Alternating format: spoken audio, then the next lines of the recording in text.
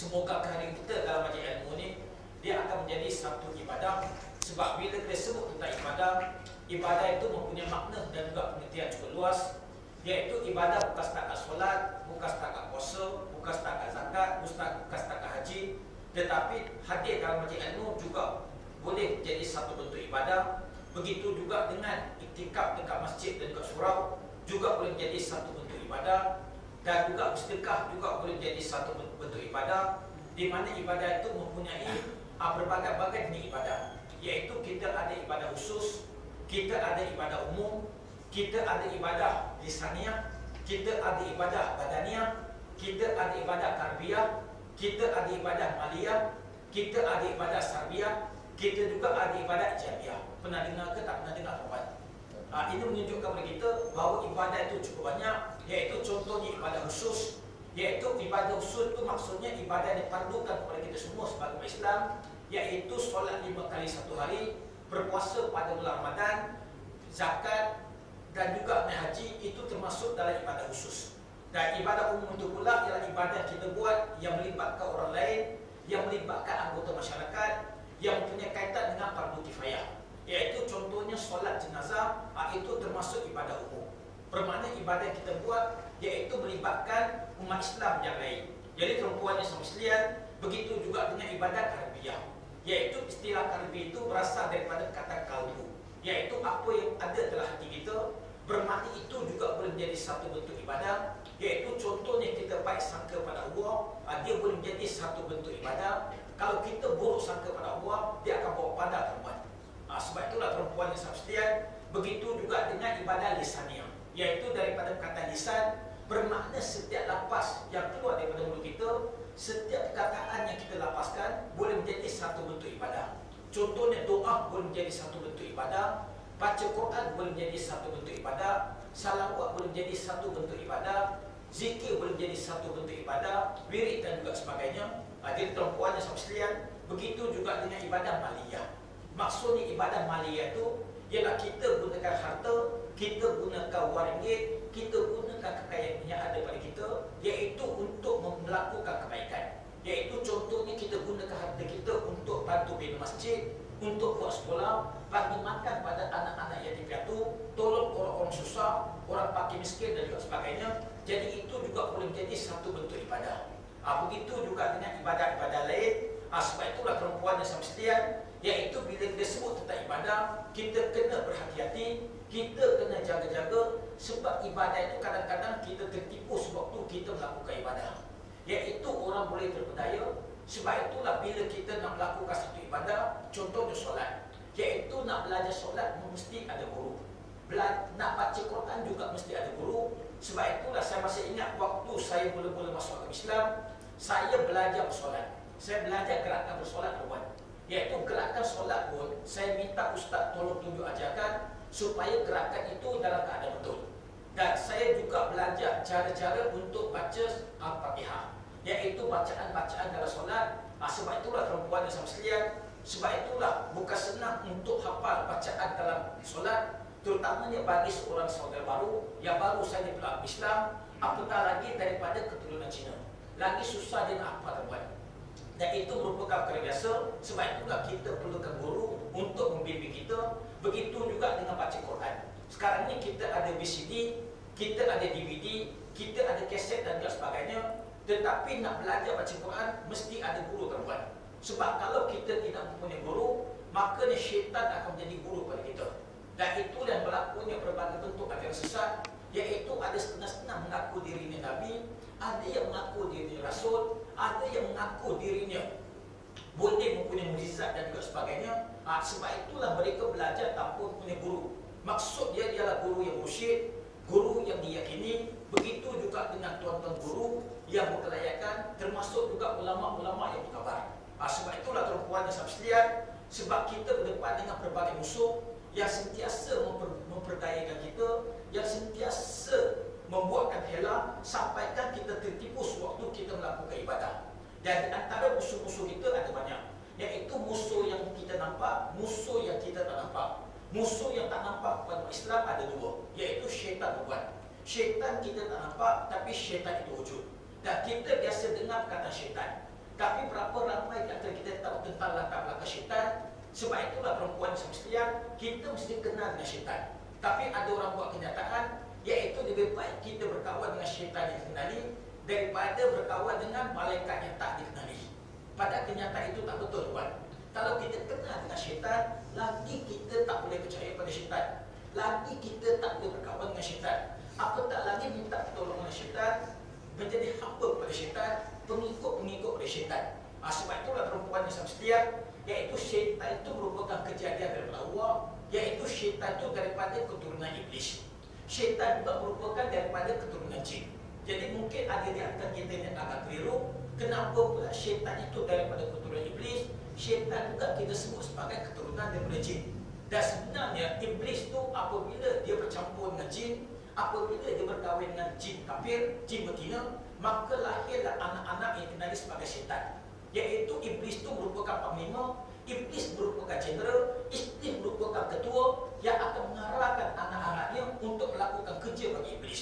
Dan anak-anak itulah merupakan golongan syaitan. Dan syaitan pun ada berbagai-bagai jenis syaitan. Iaitu kita ada satunya syaitan yang disebut sebagai syaitan dasim, tuan. Syaitan dasim ni kerjanya macam juga malaikat. Malaikat semua ada tugas, begitu juga dengan syaitan. Cuma malaikat hanya bertugas untuk Allah, hanya terima arahan daripada Allah. Tetapi syaitan ni dia terima arahan daripada iblis. Sebab itulah salah satu daripada syaitan namanya dasim. Dan dasim ni dia punya kerjanya ialah memusnahkan kerukunan dalam kehidupan berumah tangga, iaitu yang mencetuskan permusuhan di antara suami isteri, berlakunya pergaduhan, konflik dan juga krisis dalam kekeluargaan. Itu kerja dasim berbuat. Iaitu cara mana dasim itu buat kerja, iaitu dia akan mencetuskan berlakunya, iaitu bukan sahaja krisis, sehingga berlakunya saling mencurigai di antara satu sama lain, iaitu berlakunya perasaan cemburu yang tidak bertempat di antara pasangan tersebut. Iaitu bukan saja di antara suami isteri, di antara mak bapak dengan anak-anak, di antara adik-beradik, di antara kita dengan mak mertua, di antara kita dengan kaum kerabat dan juga sebagainya. Sebab itulah perempuan yang semestinya, sebab itulah perasan atau tak perasan, iaitu bila kita dekat luar rumah, kadang-kadang kita rasa relax. Tapi apabila kita melangkah masuk ke dalam rumah, tiba-tiba suami kita berubah-ubah. Suami tiba-tiba jadi marah, suami tiba-tiba jadi agresif, suami tiba-tiba itu dalam keadaan sentiasa nak cari salah silap isteri dia. Dan itu kerja dasim perempuan. Iaitu dasim ni, mengikut ulama-ulama, biasanya dasim duduk di atas pintu rumah. Sebab itulah bila kita nak melangkah masuk ke dalam rumah, dasim akan menghasut kita, dasim akan pengaruhi kita, supaya kita tak boleh duduk senang dalam rumah, sehinggalah kita cetuskan permusuhan dengan pasangan kita. Jadi perempuan yang sekalian, itu kerja dasim. Dan kita ada lagi satu jenis syaitan yang namakan sebagai tabar. Iaitu syaitan tabar ini, dia punya kerja dia, iaitu mengunjungi orang-orang yang dalam keadaan susah, orang yang ada masalah. Dan bila kita dalam keadaan mempunyai masalah, bila kita dalam keadaan susah, bila kita dalam keadaan berdepan dengan berbagai bentuk cara hidup, di ketika itulah jiwa kita dalam keadaan cukup lemah. Sebab itulah syaitan ini dia akan ambil kesempatan, iaitu dia akan buatkan kita susah hati. Apabila kita dalam keadaan sedih, maka kita perlu kisah berbuat. Kita kadang-kadang menyalahkan Allah. Kenapa Allah tak sayangkan saya? Kenapa Allah tak tolong saya? Kenapa Allah seringkali beri masalah kepada saya? Perlu kisah berbuat. Dan itu kerja daripada syaitan ini. Itu juga apabila kita dalam keadaan mempunyai masalah, iaitu kita jadi marah, kita jadi pemarah. Bila kita dalam keadaan marah, kita salahkan semua orang, kita bergaduh dengan orang, akhirnya timbul masalah sampai berlakunya pembunuhan. Begitu juga apabila kita dalam keadaan susah hati, kita dalam keadaan berdepan dengan masalah, kita juga jadi tertekan beban. Di mana apabila tertekan, orang itu kadang-kadang jadi murung. Bila murung itu sampai ke peringkat serius, akhirnya dia akan bunuh diri dia sendiri. Dan itu semua kerja syaitan perempuan. Sebab itulah perempuan yang sama sekalian. Dan ada lagi satu syaitan yang disebut sebagai syaitan al-awwal. Syaitan al-awwal itu menggalakkan perzinahan, menggalakkan kemaksiatan, melakukan benda-benda yang bercanggah dengan Islam, dan itulah penyebab kepada keruntuhan moral, keruntuhan akhlak yang berlaku dalam masyarakat kita, tuan. Sebab itulah perempuan yang sama sekalian, apabila orang itu berdua-duaan, orang yang ketiga ialah syaitan yang akan masuk kita, akhirnya kita terdorong untuk melakukan zina. Hasil daripada zina itulah lahirnya anak-anak wanita, berlakunya orang buang bayi ke beberapa tempat, terjadinya berbagai bentuk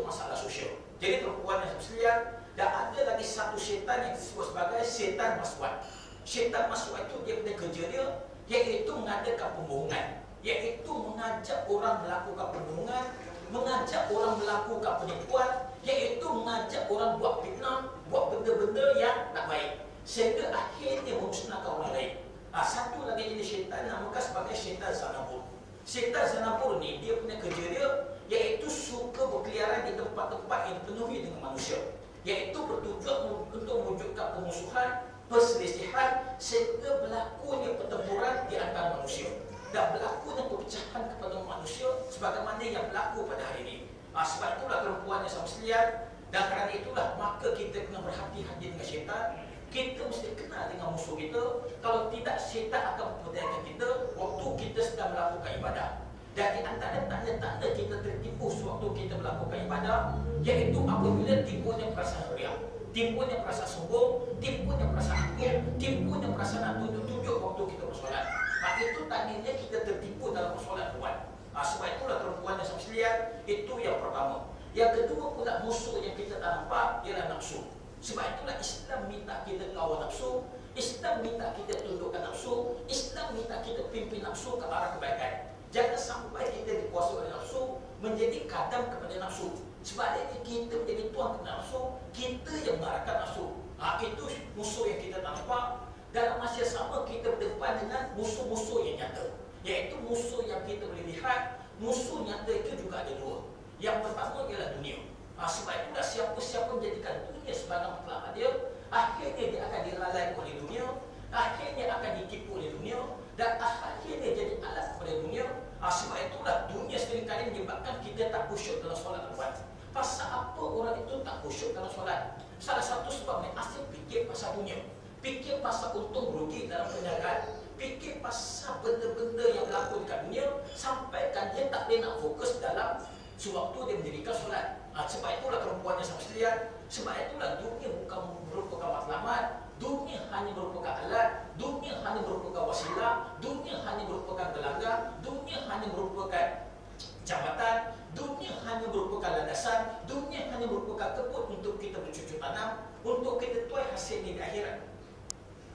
Nanti perempuan. Sebab itulah perempuan yang sama sekalian, itu yang pertama. Yang kedua pula musuh nyata kepada Islam ialah manusia itu sendiri. Dan terdapat berbagai bentuk golongan manusia yang menjadi musuh kepada kita. Sebab itulah kita jangan berkawan dengan musuh. Akhirnya kita akan menjadi sebahagian dari musuh, malahan akhirnya kita akan tertipu oleh musuh. Dan di antara musuh manusia menjadi kepada Islam ialah orang-orang yang munafik. Siapakah itu orang-orang munafik? Kita biasa dengar buat, iaitu orang yang hipokrit, orang yang berpura-pura, di mana terdapat beberapa ciri-ciri orang munafik. Yang pertama sekali ialah orang yang menyembunyikan perkara ataupun maksud yang sebenar. Bermakna dia tak tunjukkan niat di sebalik hati dia. Dia ada niat di sebalik perbuatan yang dilakukan. Itu orang munafik, tuan. Ciri yang kedua orang munafik itu ialah imannya tidak tetap dan juga tidak teguh. Imannya sentiasa berubah-ubah, kadang-kadang kuat, kadang-kadang tak kuat. Itu termasuk di kalangan orang-orang yang munafik. Yang ketiga pula ciri orang munafik ialah tindakannya sentiasa berubah-ubah, iaitu perbuatan yang sentiasa berubah-ubah, kadang-kadang solat, kadang-kadang tak solat, kadang-kadang buat kebaikan, kadang-kadang buat kejahatan, iaitu tindakan-tindakan yang tak tetap berbuat. Itu termasuk di kalangan orang